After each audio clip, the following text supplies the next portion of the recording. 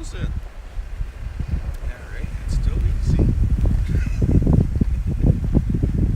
So you have all the funerals here.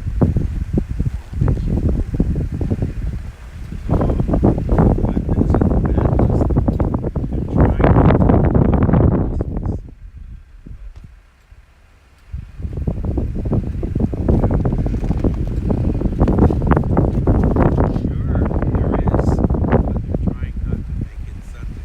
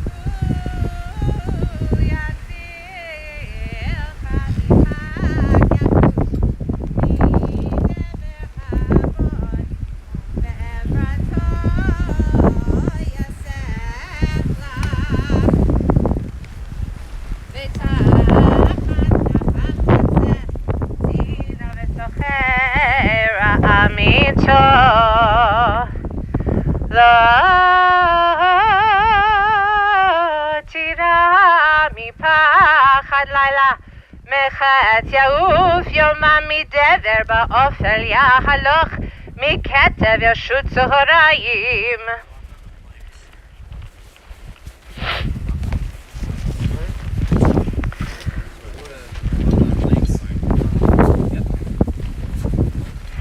יקראני בעיניהו עמו אנוכי בצרה, החלצהו ואכבדהו, אורך ימים אספייהו והריהו בשועתי, אורך ימים אספייהו והריהו בשועתי.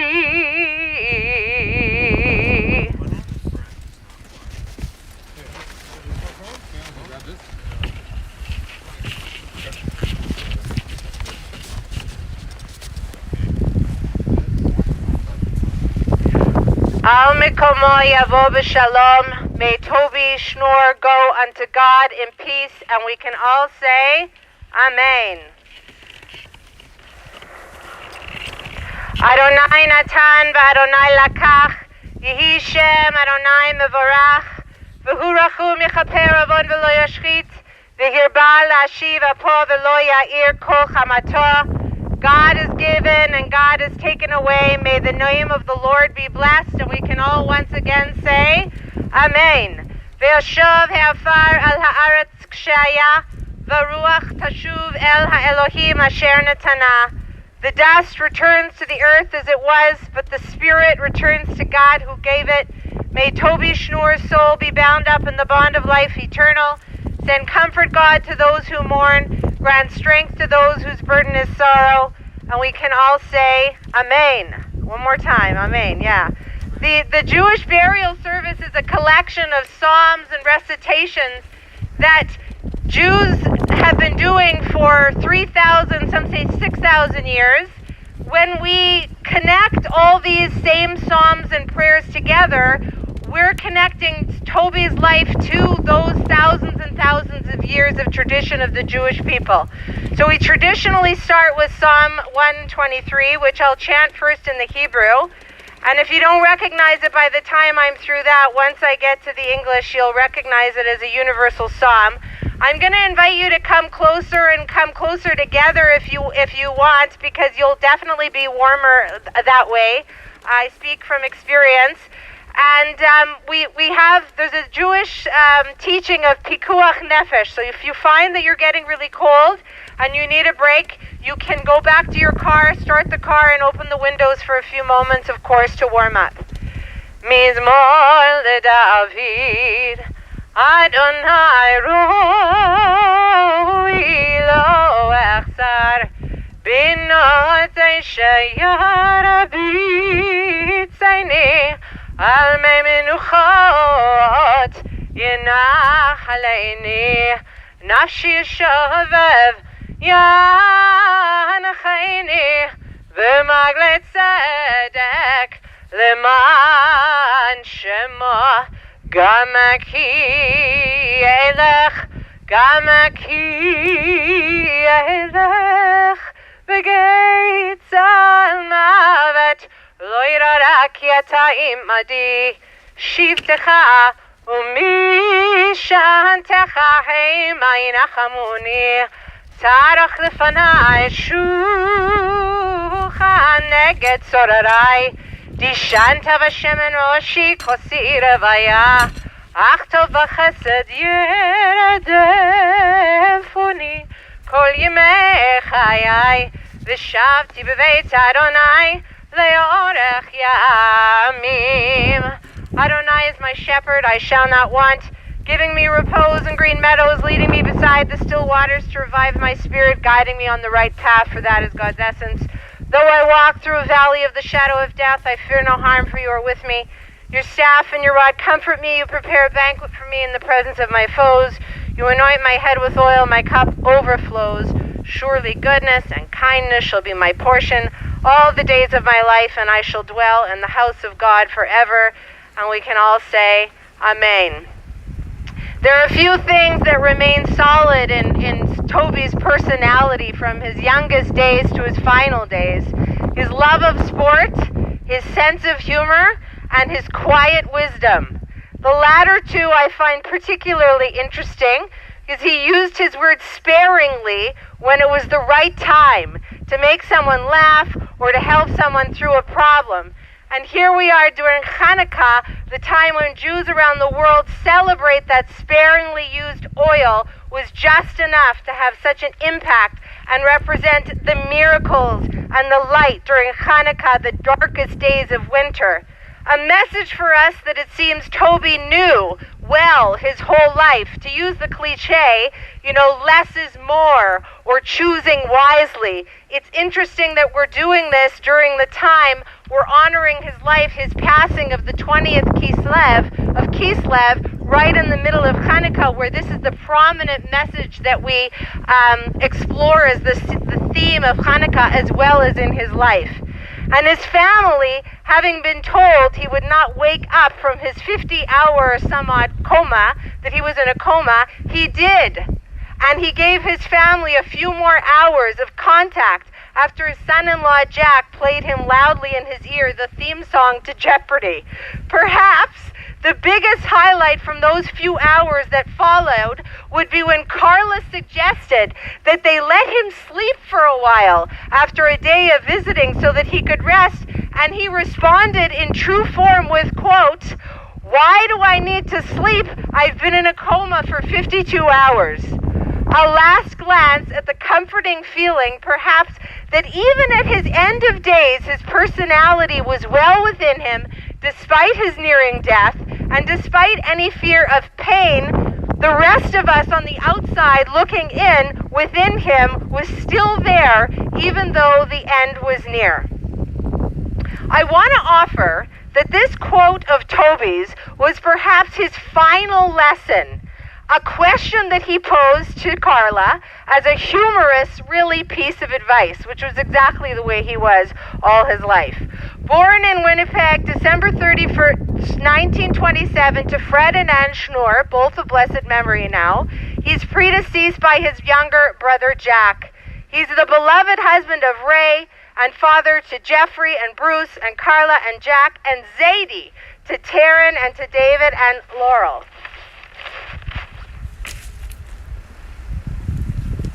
He's hard with gloves.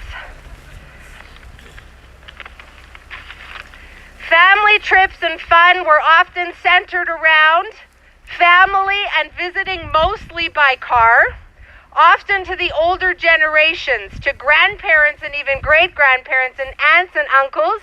This played an important part in family time fun, being together whenever possible, thanks to Toby's devotion to family and I guess his love of driving long distances. I don't know, but seems to be that there were lots of car trips. There were many car trips every summer to Minneapolis and Vancouver and LA and Las Vegas. There was the Hollywood Studios and Disney World. And then later, just the two of them, Toby and Ray, to do what they love most, spending time together, Ray the absolute focus of Toby's attention.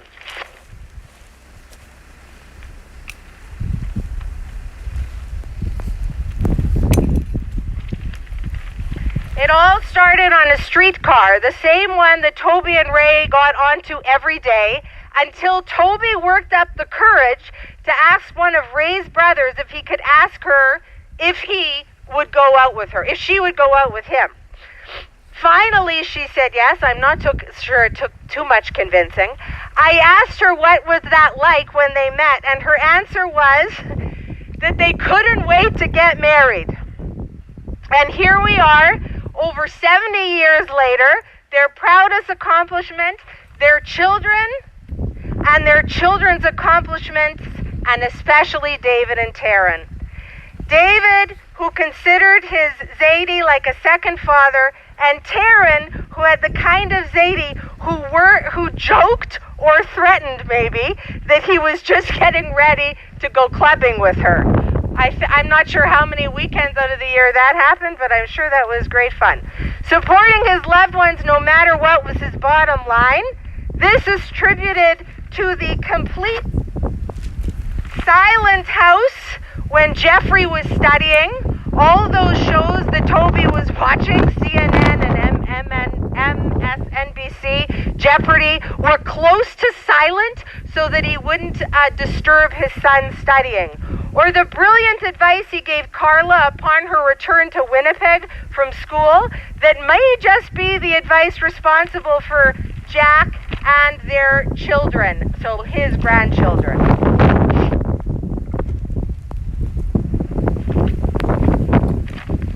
He loved trivia and trivia shows. In fact, with Jeffrey, on a couple of occasions, including Reach for the Top, the two of them appeared as contestants, and on one of them they won. He loved golf, curling, bowling, and the New York Yankees, and watched all the sports shows. He had an uncanny ability to look at a situation objectively and deliver advice when needed to calm a situation and figure a way out of an issue in a logical, pragmatic way, usually topped with a corny joke, and I'm sure most of you that are here remember that. These were his special skills he used wisely to make a big impact to his children, to his grandchildren, and to his wife Ray and his nephews and everyone who knew him and loved him.